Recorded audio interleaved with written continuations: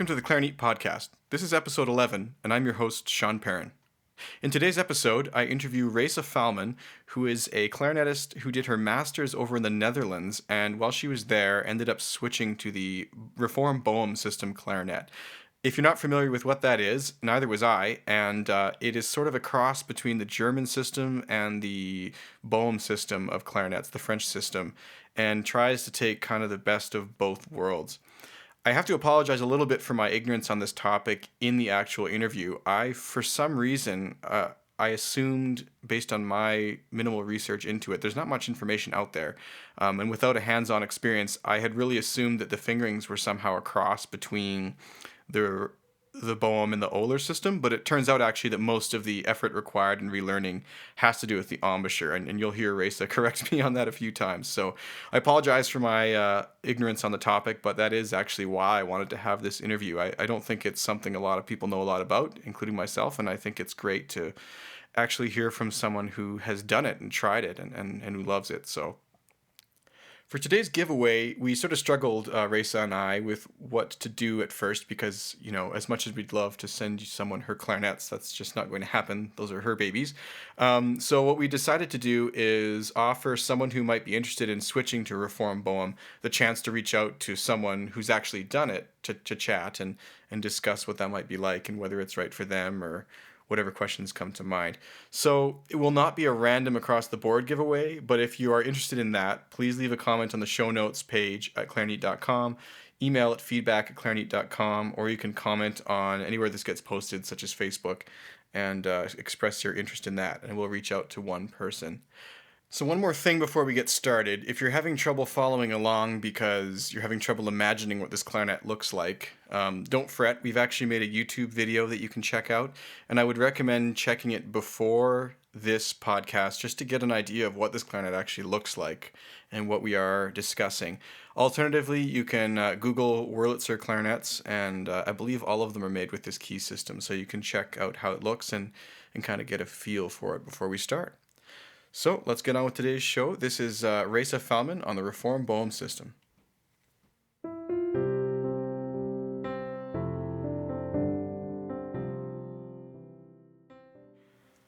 Welcome to the Clarinet Podcast, Raissa, and thank you for taking the time to come on the show today. Thanks for having me, Sean. You studied with Pierre Valdonberg in the Netherlands. What was that like? Would you share a story about your time working with him? It was amazing. Studying with Pierre was really fantastic. All around, I have to say he's hands down probably the finest clarinet player I've ever had the pleasure of even listening to, including all of my favorite clarinet players that I have recordings of. It's hard for me to pick just one thing. I had a lot of really great lessons. A lot of epiphanies, a lot of things like that. But when I look back now, I think the thing that stands out the most to me is the way he sees potential in his students. And when I first played for him, right away he could kind of tell what I was trying to accomplish mentally, like what my goals were, like what my sound concept was that I was trying to do. Yeah. And right away he could kind of tell, he said like in the nicest way possible, basically like, you might want to consider getting new instruments. Like, it seems like they're kind of getting in the way of what you're trying to do. So by the time I started my program with him, I was sort of at a point where I needed to replace them anyway. And then I had the opportunity to try the Wurlitzer Reform Boehm. I just actually played Pierre's in a lesson. He let me try it, and I fell in love with it right away. But it's interesting because Martin Frost was talking about trying to find the person behind the instruments. Do you feel like he sort of tried to do that with you then? Is that what Yeah. And I couldn't believe, it's one thing, over a 2-year period to do that with a student. Yeah. But the fact that he saw it right away and saw what was kind of in my way and actually gave me a solution and it worked. That just totally blows my mind that he could tell just from listening to me play not only like what problems I was having but what I was trying to do. Yeah. And he was completely right about it. For you, I guess that led to switching the clarinet system. right? And you did this while you were over there. You said this was about 2 years ago. So what was your main reason for switching then? Did you just want to sort of follow in his footsteps, or did you like what are some of the advantages that you considered when you did this? Well, for me personally, I've always really loved that German sound. You know, it's like a very distinct. You love it or you don't, I think. And I've always really loved it. Even before I met Pierre and started studying with him, I had wanted to try a German clarinet, but it's just not something that you can really do in North America. It's hard to access them or to find a teacher that can teach it. Yeah. And I looked at studying in Germany for my master's, but that ended up not being possible because I don't speak German. Yeah, and you have to go there, correct? Yeah, at least at all of the schools that I was looking at, you had to pass a German language test before they even hear your audition. Mm-hmm. So they're pretty strict that way. What were the advantages then? What caused you to want to switch to this clarinet? Well, practically speaking, I was in a place where I just needed a new clarinet. Yeah. And I was over there. I figured if there's ever a time to try something new, it's now. You know, like I have this fantastic teacher who specializes in this system. He really knows what he's talking about. Yeah. And that's what people are playing here. That's really a good place to just kind of immerse yourself in not only the new system, but that kind of philosophy of playing and that sound, because that's the sound that's sort of around. I mean, it's kind of characterized as being more powerful, darker. Would you say there's some Keywork advantages? Like we're for listeners, we're looking at them both right here, and they're quite different. I mean, I've got my French system, Buffet Festival over here, and that one has the extra key. So I guess it's an 18 key 6-ring system, but this one is, I think we got about 20 keys on here because there's an extra, the G sharp, and there's an extra ring actually as well, because that one on the C finger is not open like that. There's also a double vent register mechanism, little rollers on the low F and G sharp keys. Mm-hmm. We've got an extra mechanism here. I have no idea what that's doing. We'll have to go over that. Uh-huh. There's also these little adjustment screws everywhere. There's lots of adjustment screws. Tons of those. And there's also the side keys are a little bit differently designed. The side B flat is elongated, so if you're listening right now and you're wondering, like, I can't imagine that, then that's okay. We're going to put up a YouTube link, actually, and sort of take a video of this afterwards, so you can check that out in the show notes. But I think we'll move on for right now, but don't be put off by the technical nature of what we're talking about, because it's something you can check out online, and maybe we'll find, like, a system chart or a picture to sort of post as well up there. That might be. They have one? Okay, great, cool. So I would kind of relate this whole switching thing to back when I was in university. I was typing like everybody does with the QWERTY keyboard. So that was actually designed for a different era back when you had typewriters, and a lot of people say it's because they wanted to slow down the hammers. But it's actually, it was used to prevent them from mashing, so that you could speed up your typing, right? Not to slow the person down intentionally. Because what would slow someone down is the fact that the thing's all jammed, the hammer's all jammed, right? So they designed it in such a way that it was really kind of awkward in a way to type, but it let the machine function properly. But we still have laptops today that are designed with that keyboard layout, even though it's maybe not the best. But in the 1930s, there was a guy in Washington. His last name was Dvorak, and he's actually related distantly, apparently, to the composer. Cool. Somehow.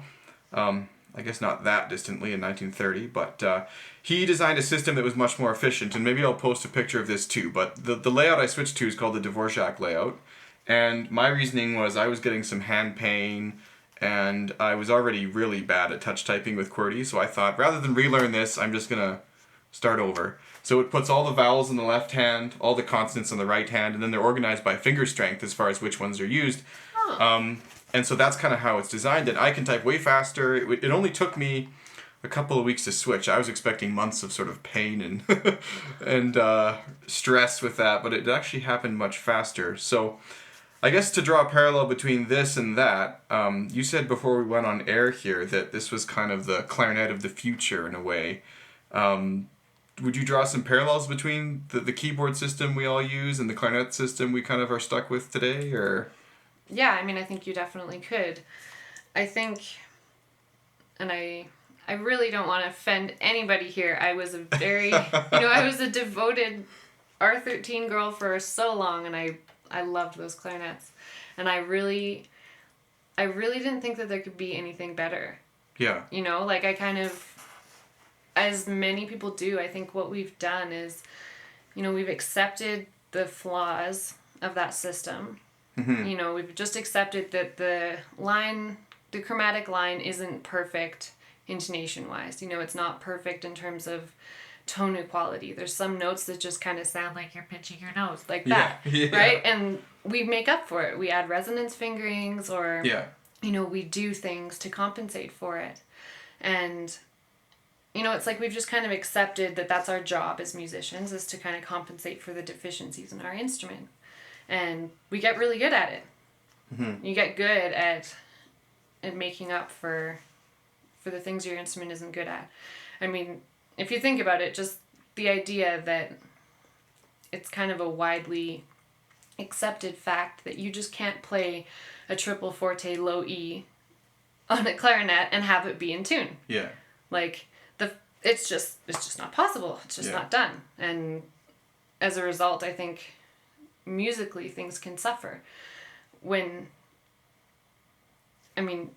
Looking now at the Wurlitzer system, the Reform Boehm system, the intonation in the low register is so much better. I mean, it's just little things that they've done overall that make it so much easier to play. I mean, I don't have to worry about the tone not being the same from note to note. It just is. And, the intonation isn't perfect in the low register if you're playing super loud, but it's controllable to the point where you actually can play a low E at, a fortissimo level and have it be in tune. So you don't have to be kind of cautious about these things. And I think it's a much better, just an improved version. And obviously, the version that we're talking about is the Reform Boehm system. So it's essentially a hybrid between the French clarinet and the German clarinet. So the bore itself is essentially German. So that's where you get the German sound from. But instead of having to switch over to the really, really difficult fingering system that the Germans use, that's often a deterrent for people if they're looking at, they want that German sound, but it's a big difference. It's kind of like a new language in terms of fingering and all of that. This isn't like that. It's got, there's some differences that take a bit getting used to, but it's got sort of all of the best elements of the French system and the best elements of the German system. Mm-hmm. And it's becoming more and more popular, I think, for that reason, because people are starting to realize, there is a better version out there. There is a clarinet out there that doesn't have so many deficiencies that we have to compensate for. And you can really just focus on what you're doing musically without having to be, constantly adjusting, navigating. And it's interesting because I think that we kind of just got used to the way the clarinet is. Because the last time it really had a big overhaul as far as the keywork and stuff was, I believe, around the Industrial Revolution, when we had a lot of technological advances and a lot of instruments were met with great improvements in that era. But it's kind of been waiting around since then, and there hasn't been any drastic changes. So this might be something of the first. And I was actually thinking recently about the key rollers and stuff. I was like, we spend so much time unlearning something that would be so natural. Why not just incorporate it into the the design? And that's the same with the Dvorak layout. I mean, if you think about the QWERTY typing, if you look down at your keyboard, you have the semicolon under one of your pinkies. How often do we use the semicolon today? Almost never. Yeah. And so it doesn't make sense to continue doing it that way in this era. Like, we've got this little ounce of people or this ounce of effort required for such a huge benefit to change, and on laptops no one will change. But so with these though, what I was wondering is, like, when I switched, I mentioned the keyboard layout. It only took me a couple weeks to fit the time in to do that, and then to kind of be fluent again, right? How long did it take you to get used to this Reform Boehm clarinet? Was it an overnight switch? Did it take a few months? I mean, you must have had to unlearn a lot of those compensations you had been doing. Oh, with your definitely. fingerings. Yeah. Not to mention your voicing. Yeah, the voicing is completely different. Not to mention that I was also switching to learning and hearing and voicing everything at 442 because I was playing in Europe. Oh, yeah. So the combination of that and a new instrument was a bit much. Getting used to the fingering, those were minor changes. I mean... So this takes the best of both worlds. You didn't feel like you're learning a German system at all. The fingerings are almost the same? Yeah, they're almost the same. The only place it really gets a lot different is when you get into the altissimo. Then they really change. Oh, okay. And then this elongated B flat, which we will show you guys in the video. Basically, the side key for the B flat is just extended. So I love that now. You don't have to move as far. So interesting. It's almost the same fingerings. I wasn't expecting that. Yeah, it's very similar. I mean, slight differences and additions. I mean, one of my favorite fingerings on this instrument that you don't have on the French system is this fingering for the B flat. So that is thumb, first finger, third finger on the left hand. Yeah. And what does that do? You said B flat? Yeah. It doesn't work in the low register. It doesn't work for the E flat. Oh, really? Oh. Really. I mean, interesting. Sort of, but it's not very So that would be a convenient fingering because you can keep it all in the same hand. Yeah, and going from A flat to B flat. For a lot of passages, a lot of passage work, it makes it a lot easier. Wow. Does have a little bit of a different color too, so it can be fun to play with that way. And that's probably my favorite. And the rollers are nice. I mean, to be honest, for the longest time I didn't even use them because I was so used to playing without them that it seemed almost it seems like a bad, the sliding is taught that's so wrong, you're almost afraid to do it. But now that I'm getting used to using them, I really, really like them. So this might be a stupid question, but why aren't there sliders in the left hand? On the full German system there are. Yeah, but I was expecting it would have them too, I guess. Because if you have it basically on the German system, they don't have these. At all, yeah. They've just got one version of the B and the C on either side. Yeah. So you can only play the B on the left, not the right. But if we have the right-hand sliders, why do we not need... why wouldn't they be nice to... I guess... Because I don't know... I'm not sure why, but they're not necessary if you have them on the one side. Yeah, but you've also got is that the extra E-flat lever on there? Yeah. Okay, so it just seems like that would eliminate the need, but I guess not. Pretty much. So, yeah, it looks really, really interesting. So, switching, it sounds like it's pretty worthwhile. I mean, I'm now thinking, wow, this is pretty cool. Yeah. But the price of these and the time involved learning, which, the time involved, I guess, isn't that much. I was expecting more. To be honest, it wasn't... The fingering system is not what takes the time. And it depends how you go. There's a few different options, right? Mm-hmm. I decided to opt for a German mouthpiece as well, so... Does that change the bore? Of the mouth? What is that exactly changing? The mouthpiece of the bore is different. It's shaped different. But also, your embouchure then has to be different. Could I continue to use my current embouchure and setup with this type of clarinet, or do I have to change that completely? Basically, what they're doing now is they're making German mouthpieces with a French facing. Mm-hmm. So you can continue to use French reeds, and the embouchure is closer to that traditional French embouchure. The German embouchure it's just more relaxed. It's looser. You know how a lot of French clarinet teachers will tell you to smile or to pull the edges of your mouth out. Taut almost. Yeah. It's the opposite of that. So you're thinking about if you're whistling or blowing air through a straw. Okay, yeah. So you're pushing the corners of your mouth, inwards towards the mouthpiece. So it feels really weird at first. And that was what took the longest. But the thing is that you can play these instruments with your French embouchure. Yeah. But they don't sound like they're meant to. You want them, yeah. They don't get that sound, and it's not until you can relax your embouchure and really, kind of loosen everything up that's when they start to settle into that gorgeous German sound. Because I don't know, it's that's what I found. Like, well, people who are proponents of the double lip system talk about this too. It's a little bit of pain for a lot of gain or something like that. And I've always struggled to switch myself because I guess I'm hung up on the whole, you put 15, 20 years into something, all of a sudden it's you feel like you want to continue with it. But, I'm a hypocrite because with the keyboard analogy thing, I mean, that's the same. It's literally the same. I mean, if there's something better, you should cut your losses, or different, and you want to pursue it, you should do that. And don't get stuck in what you're doing just because you're there. Well, yeah, exactly. And I mean, for me personally, I had a lot of incentive to switch. I mean, while I was still playing my R13s, I started having a lot more technical problems. I mean, I started getting a lot of fatigue in my embouchure that just shouldn't have been happening. Like, things were just getting so tight. And partly I think it was because my instruments just weren't working properly anymore. I was working harder to get the sound that I wanted, harder than I needed to be. I was starting to get fatigue in my forearms just from, like, playing. And when I switched, all of that just went away. I mean, the German philosophy behind these instruments is just, it's one of ease.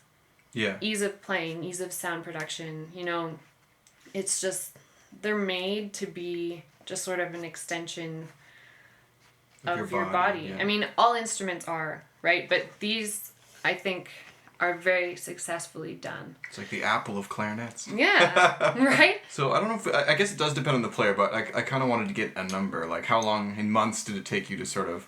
If you were in a symphony and, like, you had the summer off and you wanted to buy new clarinets, would this be a reasonable summer kind of project to relearn, or are you going to feel really stressed out about that? I think if you've got some time off, especially, it's doable. Yeah. I mean, for me, it's hard to say. I bought them and then I ended up having an injury that was not playing related.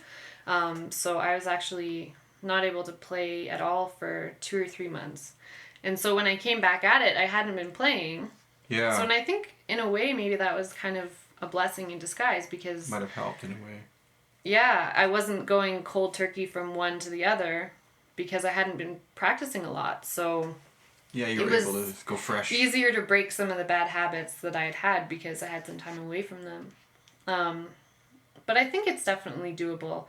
And especially depending what setup you go with, right? If you decide to go with a French-facing, French reed setup on these instruments, then that would make the process a lot smoother and quicker because you can almost do one at a time, the clarinet with the French stuff, and then if you felt like trying to transition the other aspects. Absolutely. And I would recommend, certainly for anybody that wants to try these, that's how I did it. I just played my teachers with his setup. Yeah. And was like, wow. I mean, I fell in love with them after like 10 minutes. And that was it. I was sold. But in terms of finding my own, I used... The first thing I did to make sure, that they just worked properly and that they were in good condition, I used my French mouthpiece with one of those special barrels to just make sure that the clarinet itself felt okay. And then I changed... after like a few weeks, then I changed the mouthpieces and I started experimenting with different mouthpieces to see what setup I liked the best. And for me, the German mouthpiece just felt more comfortable. I don't feel like you can truly maximize their potential if you don't use a German mouthpiece. So do you feel like you can go back and forth a bit then? Like if you have a bass clarinet or an E flat, I'm assuming it's not full Boehm. I don't know if they even make them. They do. They do? They make a bass? Mm-hmm. Oh, wow. Okay, yeah. So if you want to go all in, you can do all the clarinets, I guess. Yeah, but a lot of people don't. To be honest. It's expensive. Yeah, they're very expensive. We're talking a lot of money.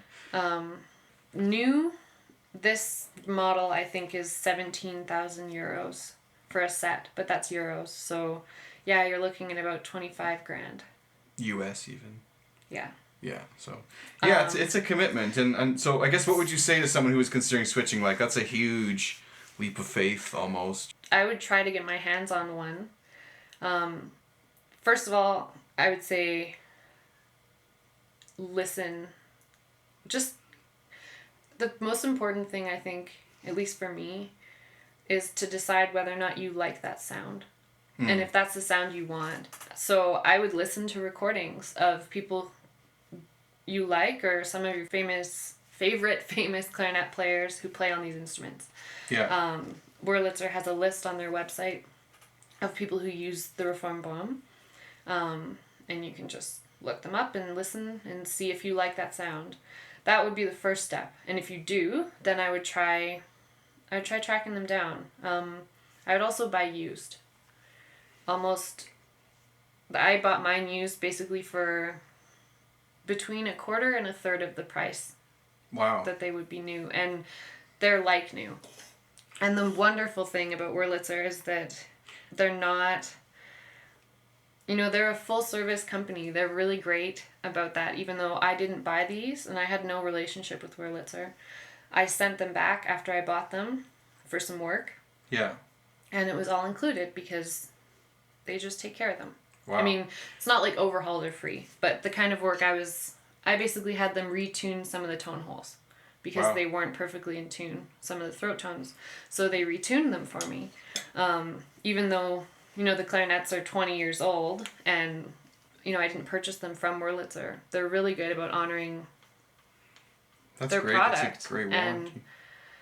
And they'll, something's wrong that's just, or something you want to change, they'll change it. So I think that's part of what you're buying. I mean, they've got a saying on their website, the greatest enemy of great is good. That's like their motto. And that's how they market it. And I think that's true. If you're just looking for a decent clarinet, it's not worth your money. But if you're looking for something that's really fantastic, it's worth the investment, for sure. Yeah. And I'm not sure if it's something every student should run out and pick up, but if you want to really refine and go for something a little different. And it's that change. It's a change in sound. It's a change in style and philosophy. And I would try them. I mean, most places, I think even Wurlitzer, you'd have to go. But, like if you happen to be in Germany, you go to the factory and they'll let you try some. Yeah, absolutely, I guess. They're worth really the trip, good it about sounds that. like it. Yeah. Or I think there's Wurlitzer dealers in the States now. So let's just kind of, again, this is going to be kind of tough, but let's walk through some of what this stuff does on here. So we talked about the rollers. That's between the low F and the G sharp key, right? Yep. And then you said the right hand fingerings are the same. So first finger is still like B flat F. Mm-hmm. Middle finger is F sharp. But there's an extra vent down here. And you said that makes it more in tune? Basically what they've done, the main difference between the philosophy between the German clarinet and the French clarinet is that the German clarinet, the way they've designed it, the way the fingerings are designed, are to eliminate fork fingerings. Mm-hmm. So anybody that's ever played a clarinet has probably noticed that the fork fingerings tend to be So fork fingers we're talking about... When you're playing an F sharp... This? Or the low one, sorry. Yeah, like a low... The high, I guess. High F sharp or low B. Yeah. Those fingerings tend to be the least stable. Yes. And sometimes instead, like before I switched, I would only use that F sharp if I had to. I would use this one instead because it was more stable. The chromatic F sharp. Chromatic, yeah. Yeah. So basically the German clarinet has eliminated, in the way that they've structured the keywork, they've eliminated those fingerings so that you really get equal tone on every note throughout the whole register. On the true German system, that's accomplished by you changing your fingerings, which is why the fingering is a little bit more difficult. And you've got these weird fingerings for C and C sharp, high C and C sharp, and then F and F sharp, and low B and B flat are weird and different. But on the Reform Boehm, what they've done is they've done that by adding Keywork. So you might be fingering, F sharp above, like... The clarion F sharp? Yeah. Yeah. You might be fingering that, but you've got extra vents, extra keys that are closed to make it more stable so that the bore isn't actually forked like it would be on a French clarinet. So it basically eliminates the extra finger work of the true German system but you still have that sound because they've eliminated the instability that comes from those fingerings. So I noticed a bunch of adjustment key screws on here too. Those are, and I know from seeing those on other clarinets that those are either a real fantastic thing or a real pain. Yeah. Do they add to the maintenance of this, or do they are you able to sort of set them and forget about them for a while, or? Most of them, I would say they're fantastic. I mean, there's only one. There's one on the lower joint here. Yeah. That tends to need adjusting. That just tends to be like this. There's one pad, and it seems like it's just a common thing. Everyone I know that has these has the same problem, that it just needs to be tightened up every now and then. Well, you can maybe just toss some thread locker on there and it would stick. Yeah. So generally, once I got them set up, I haven't touched any of the others. They really do hold pretty well, and I think they are a big benefit.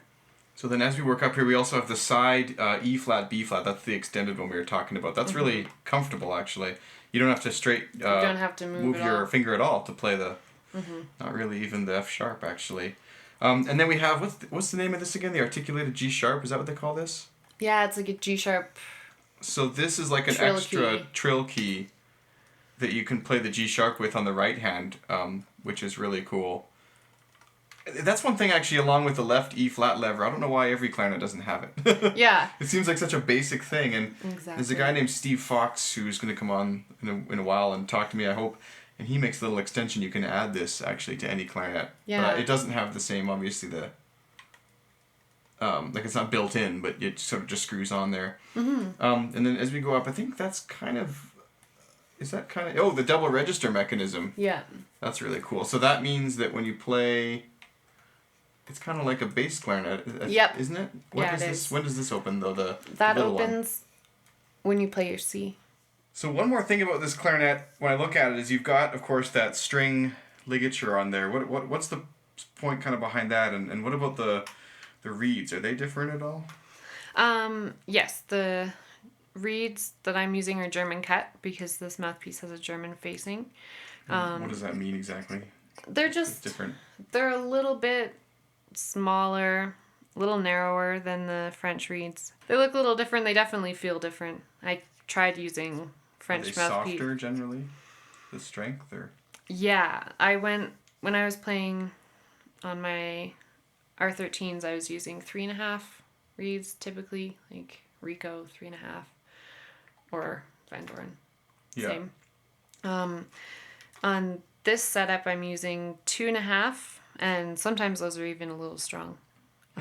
So I'll sand them down a little bit. But yeah, the ligature is like the traditional kind of German string ligature. You see it a lot with these clarinets.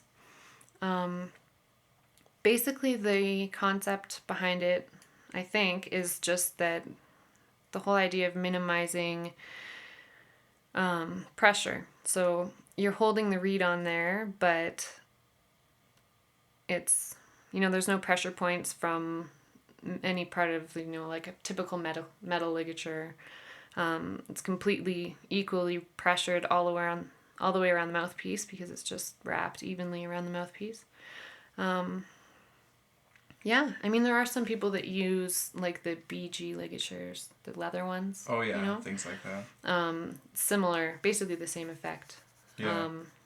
But because a lot of ligatures I use, actually, specifically, the point is almost to put these sort of little dots, pressure points on there, and almost reduce contact with the mouthpiece. So it's an interesting kind of seemingly backwards philosophy. So it seems to work really well. I mean,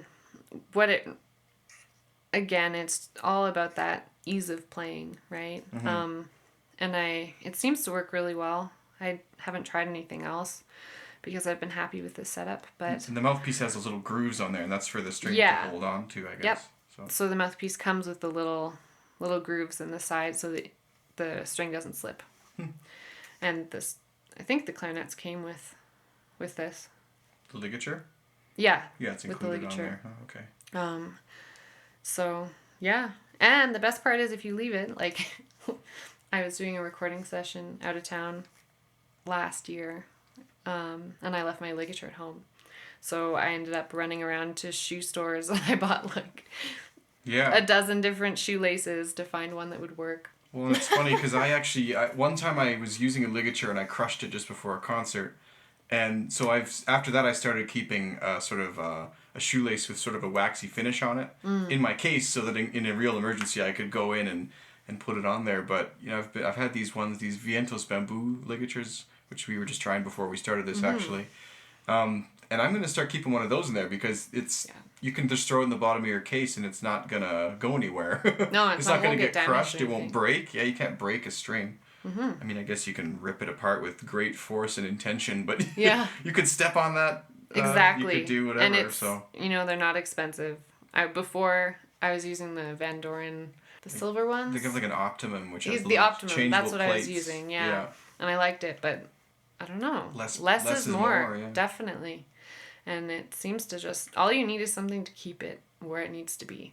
You don't want any extra pressure points. And you can tie it tighter if you want it tighter. You can tie it loose. Do people experiment with different materials, or what is this, just kind of a basic... This is just like a cotton fiber, I think. There's also like a nylon thread that people use. I have that also as backup. I don't like it as much. I find like I like the sound more with this one. That sounds crazy, but it's just like, I don't know, the nylon one I'm not as big a fan of.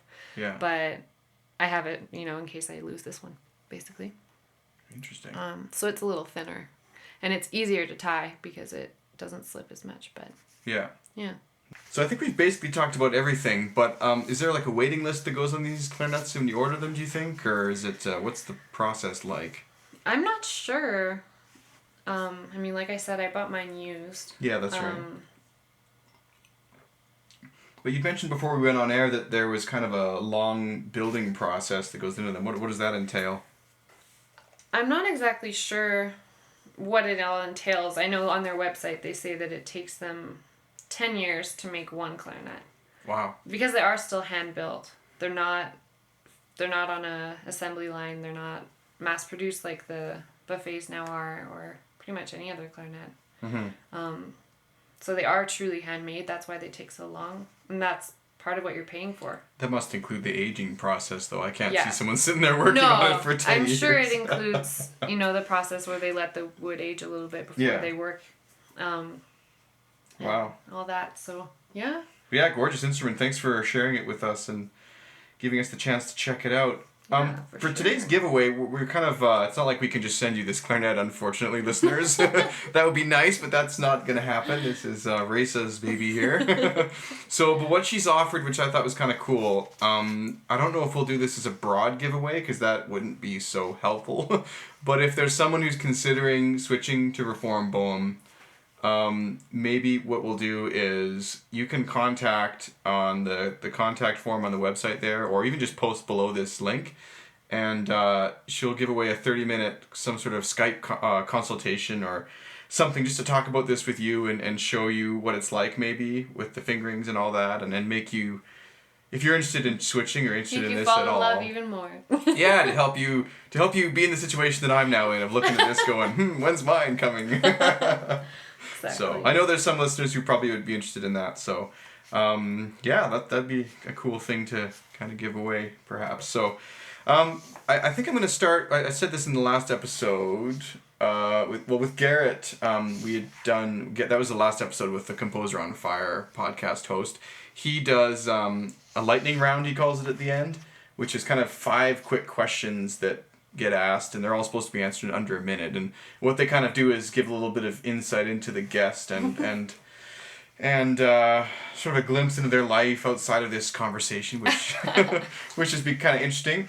But I was going to ask, he calls it the lightning round on Composer on Fire, and I think that even comes from another podcast, but there must be a name we could use for clarinet. So if you can think of something out there, I don't know, maybe the quick read or the whatever, I don't know.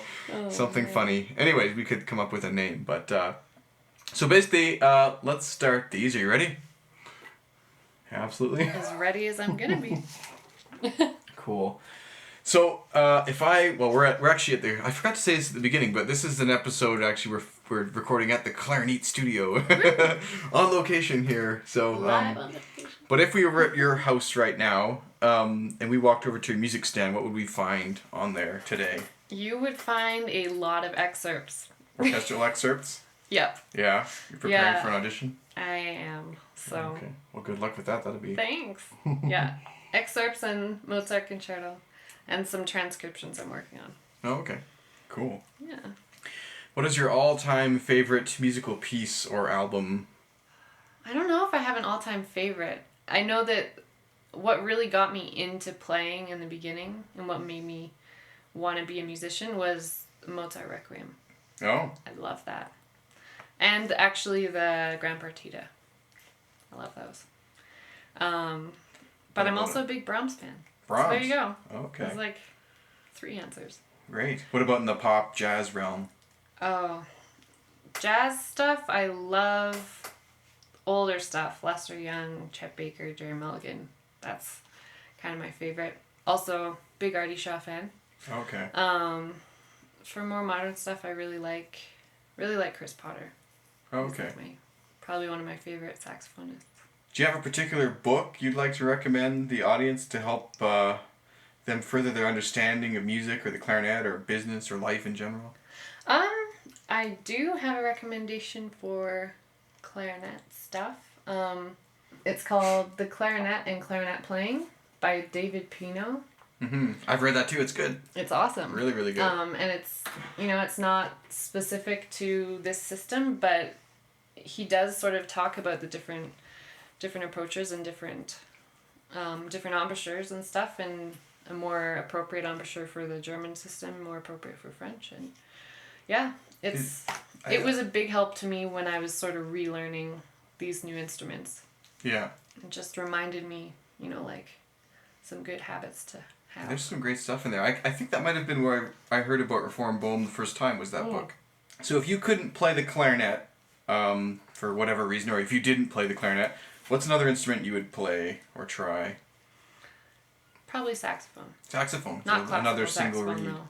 Jazz saxophone. Yeah. Or cello. Cello. No reeds. It's funny because even better. A lot of people, I think, feel that way about the cello. It's such a warm, I dark, love it. rich. Yeah.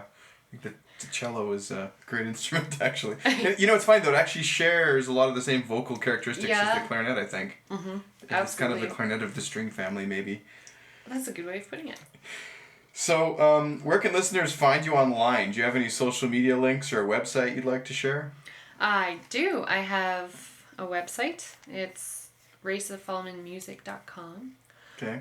So that's got, just kind of featured recordings that I've done in the last year or so. Are any of those with this clarinet? All of them. All of them? Okay, I should post those, for sure. So, a link to those anyways. Yeah. All of my headshots are with my old clarinet. Yeah, don't be confused by that picture. The sound on the website is all this new baby here, so. Okay. Yeah. And I'm on Facebook, and I've got links to stuff there as well. Is there anything else you'd like to share with the audience before we wrap up? I know that it can be it's intimidating, the whole idea of switching instruments, and for me, it wasn't the first time someone had suggested that I try something other than a buffet. And I had always been really reticent about it, but if you can try it, if there's any way, if you know somebody that has one, or now you know me. Yeah. I would try it out, because I can honestly say it's probably made the single biggest difference, that and, the 2 years I had studying with Pierre, biggest difference in my career. I'm just a totally different player now than I was 2 years ago, and yeah, I love them. So I think the most important thing is figuring out what your own musical concept is as a performer. What sound do you want? Because if you don't have that sound in your head first, you're not going to be able to achieve it. And that's part of how you decide what your setup is. And to me, that's always been what it's about. What mouthpiece I use is based on, what it allows me to do. If it allows me to realize the things that I have, the goals that I have, or, the sound that I have that I want to produce. So I think that's always the first step, and then you just sort of build your equipment around that once you figure it out. Absolutely. Thanks so much for coming on the podcast, Raissa. Oh, yeah, my pleasure. Thanks for having me, Sean.